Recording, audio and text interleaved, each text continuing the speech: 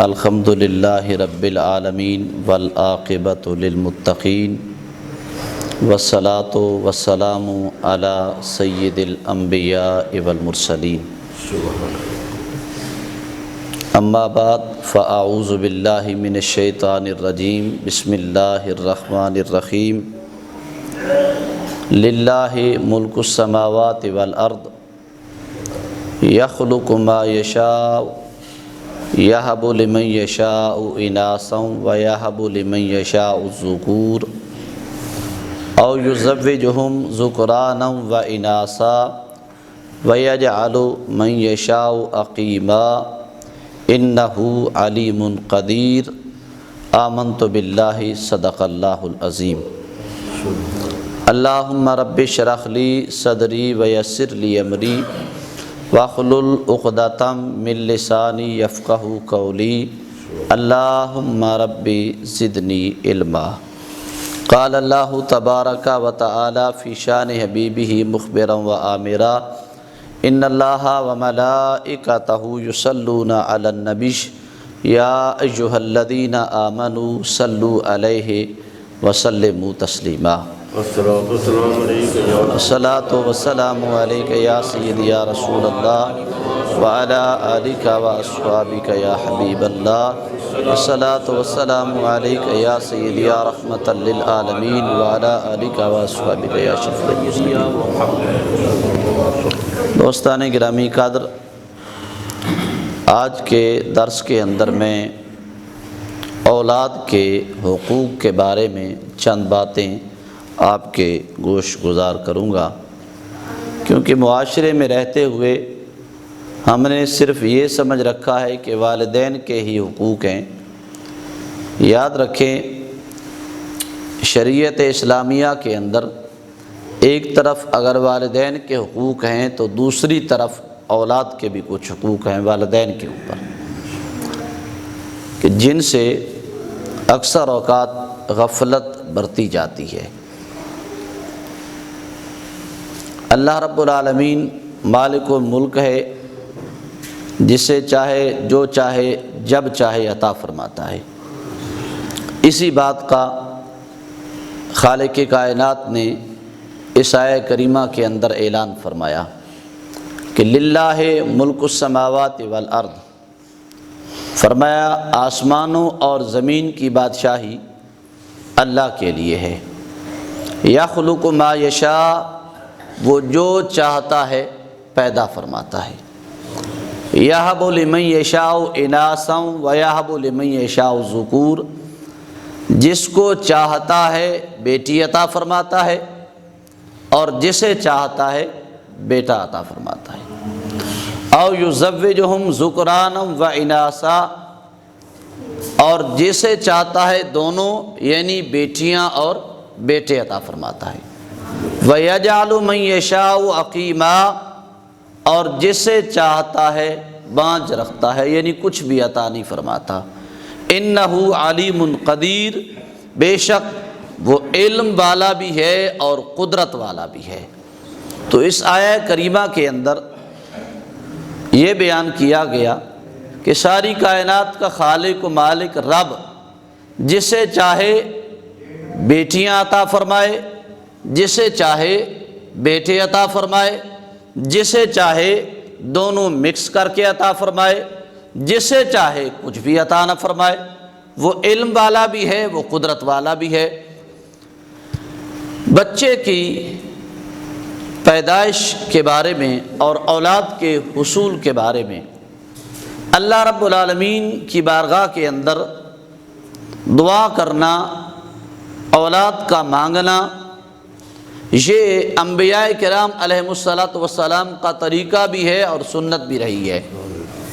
حضرت زکریہ علیہ الصلاۃ والسلام نے اللہ رب العالمین کی بارگاہ کے اندر عرض کی، رب ہب لی من لدنک ذریۃ طیبہ انک سمیع الدعاء، کہ اے میرے مالک مجھے پاکیزہ اولاد عطا فرما، بے شک تو دعاؤں کا سننے والا ہے۔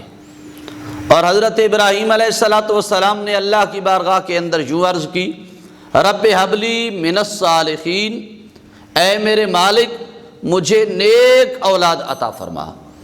تو آیات بینات سے پتہ چلا کہ بندے کا بالغ ہونے کے بعد جب نکاح ہو جاتا ہے، شادی ہو جاتی ہے، تو اولاد کا حصول اللہ کی بارگاہ سے طلب کرنا، اولاد کے لیے دعا مانگنا انبیاء کرام علیہ السلام کی سنت ہے۔ لیکن اس میں ایک بات کا لحاظ رکھا جائے کہ جب بھی دعا کی جائے پاکیزہ اور نیک اولاد کی دعا کی جائے۔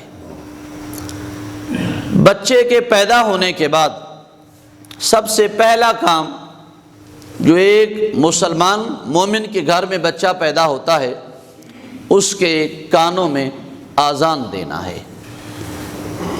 اس کے بعد 7ویں دن اس کے بالوں کو اتروانا ہے اور بالوں کے وزن کے برابر چاندی خیرات کرنی ہے اور اس کا عقیقہ کرنا ہے۔ بیٹی ہے تو اس کے مطابق، اور اگر بیٹا ہے تو پھر اس کے مطابق۔ اس کے بعد جو پہلا کام ہے وہ بچے کا اچھا اور خوبصورت نام کا انتخاب کرنا ہے۔ امام الانبیاء صلی اللہ تعالیٰ علیہ وآلہ وسلم نے ارشاد فرمایا کہ والد جو اپنی اولاد کو پہلا تحفہ دیتا ہے وہ اس کا اچھا نام ہے، اور فرمایا انبیاء کے ناموں پر اپنی اولادوں کے نام رکھا کرو۔ لیکن آج معاشرے کے اندر کوئی کہتا ہے میں نے فلاں جناب اداکار ہے، اس کے نام پہ بیٹے کا نام رکھنا ہے۔ کوئی کہتا ہے فلاں جناب کرکٹر ہے میرا پسندیدہ، میں نے اس کے نام پہ بیٹے کا نام رکھنا ہے۔ اور ہر طرح کا آدمی جس طرح اس کی سوچ ہے اس کے مطابق وہ عمل کرتا ہے۔ امام الانبیاء صلی اللہ تعالیٰ علیہ وآلہ وسلم نے ارشاد فرمایا کہ جس شخص کے ہاں 3 بیٹے ہوئے اور اس نے تینوں میں سے کسی ایک کا نام بھی میرے نام پر نہ رکھا، فرمایا وہ جاہل شخص ہے۔ اور فرمایا جس کے ہاں ایک بیٹا پیدا ہوا اور میرے نام سے برکت حاصل کرنے کے لیے اس نے اپنے بیٹے کا نام میرے نام پر رکھا، دونوں باپ بیٹا جنت کے اندر جائیں گے۔ لیکن اتنی بڑی خوشخبری، تو اس سے بڑھ کر پھر بندہ مومن کو کیا چاہیے؟ اور پھر اس کے بعد والدین کے ذمے ہے، ماں دودھ پلاتی ہے اور والد اس کے لیے کھانے کا، رہائش کا بندوبست کرتا ہے۔ اللہ رب العالمین نے فرمایا والوالدات یرضعن اولادہن حولین کاملین لمن اراد ان یتم الرضاعہ وعلی المولود لہ رزقہن وکسوتہن بالمعروف۔ فرمایا ماں پر 2 سال کامل دودھ پلانا ہے، اپنی مرضی کے مطابق اس عرصے کو وہ پورا کرے، اور والد پر اس کا رزق اور اس کا لباس ذمہ ہے کہ اچھائی کے ساتھ انہیں وہ پورا کرے۔ اس کے بعد آقا کریم علیہ السلام کا یہ بھی فرمان کہ بندے کے گناہگار ہونے کے لیے یہ بات ہی کافی ہے کہ جن کے ذمے اس کا رزق اللہ نے لگایا ہے وہ اس کے اندر کوتاہی کرے، غفلت برتے۔ چلتے چلتے بچے کو جب بولنا آ جائے، بولنا سیکھے، تو امام الانبیاء صلی اللہ تعالیٰ علیہ وآلہ وسلم نے ارشاد فرمایا سب سے پہلی جو بولی ہے وہ اپنی اولاد کو لا الہ الا اللہ کی سکھاؤ۔ لیکن آج ہم معاشرے کے اندر دیکھتے ہیں کہ اس کے علاوہ کئی بولیاں ہیں بچوں کو آتی ہوتی ہیں، کلمہ شریف نہیں آتا ہوتا۔ حضور کا فرمان ہے کہ بچہ جب بولنے لگے، زبان سے کچھ الفاظ نکالنے لگے، تو کوشش کرو کہ سب سے پہلے اسے لا الہ الا اللہ کی ترکیب دو۔ اور اس کے بعد امام الانبیاء صلی اللہ تعالیٰ علیہ وسلم نے ارشاد فرمایا بچہ 7 سال کا ہو جائے تو اسے نماز کا حکم دو، نماز کا طریقہ بتاؤ، نماز اسے سکھاؤ، نماز کی طرف راغب کرنے کی کوشش کرو۔ اور جب 10 سال کا ہو جائے تو آقا کریم علیہ السلام نے فرمایا اب اسے سختی کے ساتھ نماز پڑھاؤ اور اس کا بستر جدا کر دو۔ یہ بھی ہمارے معاشرے کے اندر ایک بہت بڑی خرابی، بیٹی جوان، بیٹا جوان، یہاں تک کہ کزن جوان، ایک ہی کمرے کے اندر سارے، ایک ہی گھر کے اندر، ایک ہی فیملی کے اندر۔ اس سے بھی کئی خرابیاں آج کل کے اس دور کے اندر پیدا ہو رہی ہیں کہ جو مشترکہ سسٹم ہے، کھاتا ہے، بہت زیادہ جو اولادیں ہیں یہ اس کی وجہ سے بھی بگڑ رہی ہیں۔ حقیقت ہے، اب چونکہ میں وہ باتیں ذکر نہیں کر سکتا جہاں جو معاشرے میں رونما ہوتے ہیں واقعات، تو حضور نے فرمایا کہ ان کا بستر علیحدہ کر دو۔ کہ ہم جناب بچہ کیوں نہ 30 سال کا بھی ہو جائے، شادی اس کی نہ ہو، پھر بھی اس کا بستر علیحدہ نہیں کرتے۔ حضور کا فرمان ہے، اس کے اندر بڑی حکمتیں ہیں۔ اگر ہم عمل کریں اور عمل کرنے کی کوشش کریں تو کئی خرابیاں ہمارے معاشرے سے دور ہو سکتی ہیں۔ اور پھر آقا کریم علیہ الصلوۃ والسلام نے فرمایا تحائف کی تقسیم کے اندر اپنی اولاد میں برابری رکھو، انصاف قائم کرو۔ فرمایا ہاں سنو، اگر میں کسی کو فضیلت دیتا نا تحائف کی تقسیم کے بارے میں کسی کو فضیلت دیتا تو بچیوں کو، لڑکیوں کو لڑکوں پر فضیلت دیتا۔ اور امام الانبیاء صلی اللہ تعالی علیہ وآلہ وسلم نے ارشاد فرمایا کہ تحائف کی تقسیم کے اندر عدل کرو، انصاف کرو۔ اگر میں فضیلت دیتا تو بچیوں کو فضیلت دیتا۔ امام الانبیاء صلی اللہ تعالی علیہ وآلہ وسلم کے پیارے صحابی حضرت عمر رضی اللہ تعالیٰ عنہ کے پاس ایک شخص آیا اور اس نے آ کے اپنے بیٹے کا شکوہ کیا، شکایت کی۔ کیا کہ یہ میرا نافرمان ہے، میری گستاخی کرتا ہے۔ حضرت عمر رضی اللہ تعالیٰ عنہ نے اس کے بیٹے کو بلایا اور اس سے پوچھا تیرے والد نے تیری شکایت کی ہے، تو اپنے والدین کا گستاخ ہے۔ اس نے کہا کہ امیر المومنین تھے، بڑا آپ کا روب تھا، دبدبہ تھا کہ اگر مجھے اجازت ہو تو کوئی سوال میں بھی کر سکتا ہوں۔ آپ نے فرمایا ہاں کرو۔ تو اس نے کہا کہ حضور پوچھنا یہ چاہتا ہوں کہ کیا والدین کے اوپر بھی کوئی اولاد کے حقوق ہیں یا سارے حقوق اولاد کے اوپر والدین کے ہیں؟ تو آپ نے فرمایا ہاں والدین کے اوپر بھی حقوق ہیں اولاد کے۔ تو اس نے عرض کی کہ حضور آپ بیان فرما دیں کہ کون کون سے حقوق ہیں۔ آپ نے فرمایا پہلا حق یہ ہے والدین کے اوپر کہ اپنی اولاد کو اچھی ماں دے۔ ہمارے معاشرے کے اندر ہم کیا کرتے ہیں، بچی کی خاندان تربیت نہیں دیکھتے، ہم دیکھتے ہیں کہ کہاں سے مال زیادہ آنا ہے، اور جب مال آ جاتا ہے تو پھر ہم گلے شکوے کرتے ہیں کہ ہمارا ادب نہیں کرتی، حیا نہیں کرتی، یہ نہیں کرتی، وہ نہیں کرتی۔ بھائی مال ڈھونڈنے نکلے تھے، مال مل گیا، اب ادب و حیا اس میں کہاں سے آئے؟ اس کی تو ایسی تربیت ہی نہیں کی گئی۔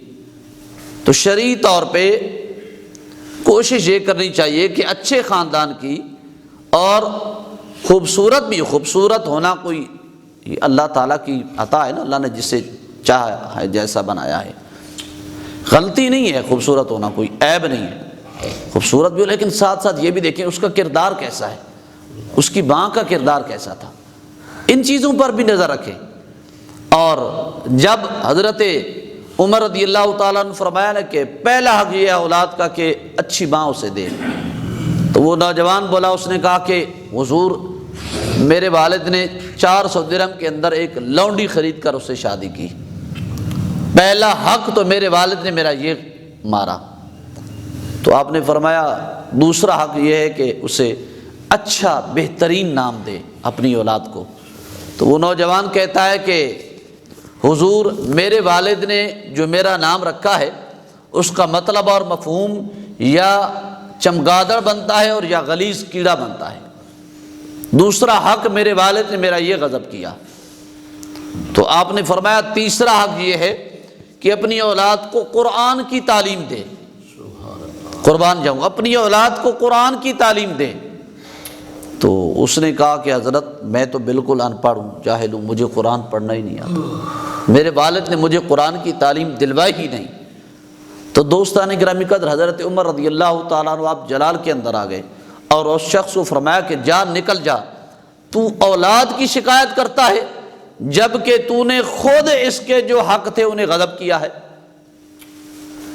تو ان رویوں پر بھی ہمیں توجہ دینی چاہیے۔ اور پھر حضرت نعمان بن بشیر رضی اللہ تعالیٰ عنہ کہتے ہیں کہ میں بچہ تھا، میرے والد نے مجھے پکڑا اور حضور کی بارگاہ کے اندر لے آئے اور آ کے عرض کی یا رسول اللہ صلی اللہ علیہ وسلم، یہ میرا یہ بیٹا ہے، مجھے یہ بڑا پیارا ہے۔ یہ قدرتی بات ہے، 3-4 بیٹے بیٹیاں ہوتی ہیں، کسی سے باپ کو زیادہ الفت چاہت وہ ایک الگ بات ہے، لیکن جب عدل اور انصاف کی بات آئے تو پھر سب کے اندر برابری ہونی چاہیے۔ تو حضرت نعمان بن بشیر کہتے ہیں کہ میرے والد مجھے لے کے آئے اور حضور کی بارگاہ کے اندر کہ یا رسول اللہ صلی اللہ علیہ وسلم، میں نے اپنے اس بیٹے کو فلاں تحفہ دیا ہے، بڑی خوشی سے بتانے لگے۔ تو آقا کریم علیہ السلام نے فرمایا کیا تم نے ساری اولاد کو دیا یا صرف اسی کو دیا ہے؟ تو انہوں نے عرض کی کہ نہیں، میں نے صرف اسی کو دیا ہے، یہ میرا بیٹا ہے، بڑا لاڈلا ہے، بڑا پیارا ہے، بڑی مجھے اس سے الفت ہے، چاہت ہے، محبت ہے، تو صرف اسی کو دیا ہے۔ امام الانبیاء صلی اللہ تعالیٰ علیہ وسلم نے فرمایا کیا تم چاہتے ہو کہ تیری اولاد تیرے ساتھ نیکی کرے؟ اس کی نام یا رسول صلی اللہ علیہ وسلم، جی ہاں یا رسول اللہ۔ فرمایا پھر ایسا کرو، یا تو اس سے بھی واپس لے لو اور یا سب کو برابر دو جو اسے دیا ہے۔ اور پھر آقا کریم علیہ السلام نے فرمایا اللہ سے ڈرو اور اولاد کے درمیان انصاف قائم کرو۔ اور آقا کریم علیہ السلام نے فرمایا کہ تم اس کو دے کر باقی اولاد پر ظلم کر کے آئے ہو اور مجھے ظلم پر گواہ بنانا چاہتے ہو۔ یہ چیزیں بظاہر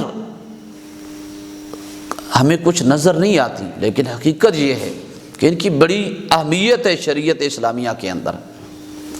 تو ہمارا آقا کریم علیہ السلام نے فرمایا بچوں کو 3 چیزیں سکھاؤ، اپنے نبی کی محبت اور آل نبی کی محبت اور قرآن کی تلاوت۔ تو معاشرے کے اندر آپ دیکھ لیں کہ ہم کتنا ہمارا دینی ذوق ہے بچوں کو اس طرف لے کے آتے ہیں اور کتنا دنیاوی ذوق ہے۔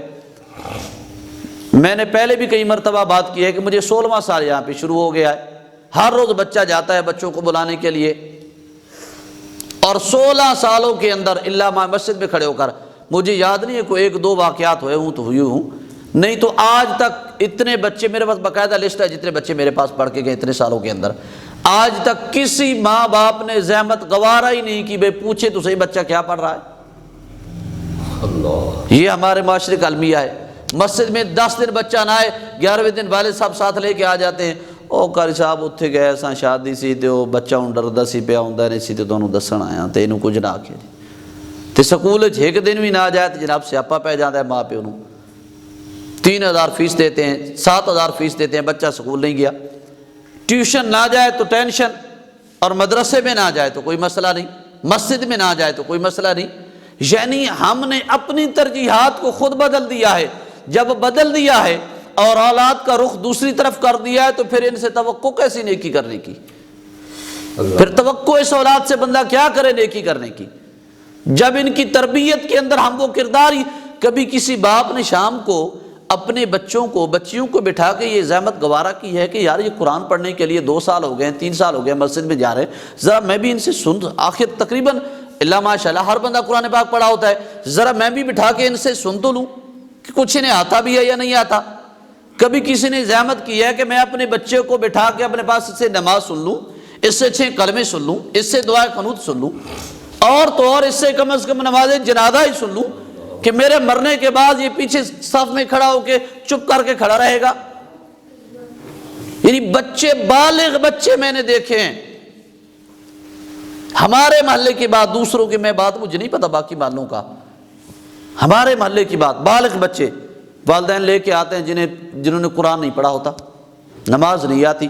میں گھر میں پڑھانے کے لیے جاتا ہوں، ایک وہ باجی مجھے ان کا رشتہ دار ہے، تو دیور کا بیٹا ایک جوان لڑکا میرے پاس لے کے آئی، تو اسے کچھ چیز ہی نہیں آتی، نہ کوئی کلمے، نہ کوئی نماز جنازہ، نہ کوئی دعائے قنوت، نہ کسی چیز کا پتہ۔ تو اب کس کا قصور ہے؟ یعنی تربیت میں اگر ہم کمی کوتاہی کریں گے تو ہمارا قصور ہے، دینی تربیت نہیں کریں گے تو یہ پھر باغی ہوں گے۔ موبائل آگے ان کے پاس ہے، نیٹ ان کے پاس چل رہا ہے، پیکیجز ان کے پاس لگے ہوئے ہیں، اور برائی کی طرف بلانے والے چاروں طرف سے ہیں، اور نیکی کی طرف لے کے جانے والا ایک آدھ بندہ ہے۔ تو لازمی بات ہے پھر بچوں نے، نوجوان نسل نے دوسری طرف ہی جانا ہے۔ تو ہم نے صرف یہ سمجھ رکھا ہے کہ ان کے لیے 1-2 گاڑیاں لے لو، 2-4 کوٹھیاں لے لو، مکان لے لو، جائیداد لے لو، کاروبار وسیع کرو، کماؤ کماؤ کماؤ، بس تربیت کا کوئی۔ میرے ایک دوست ہے مالک، وہ باہر ہوتے ہیں، میں نے ان کے ایک بھائی کو کہا یار ان کی 5-6 بچے اور ان کا والد باہر ہوتا ہے، ذرا بھر بھی ان کی تربیت نہیں ہے۔ تو وہ کہتا ہے جی بس کیا کریں، وہ باہر ہوتے ہیں تو پھر اب وہ بھی مجبوری ہے۔ تو میں نے کہا بھئی جس خالق نے انہیں پیدا کیا ہے وہ پاکستان میں بھی رزق دے سکتا ہے، لیکن ہماری ترجیحات بدل گئی ہیں، ترجیحات بدلی ہیں۔ تو لازمی بات ہے جب اولاد کی تربیت نہیں ہوئی، بچوں کی تربیت نہیں ہوئی، تو پھر بچے باغی ہوتے چلے گئے۔ پھر ہم آئے روز گلا کرتے ہیں کہ میری اولاد میری نافرمان ہے، دعا کریں جی تعویذ دے، بھائی اب تعویذوں سے کیا بننا ہے؟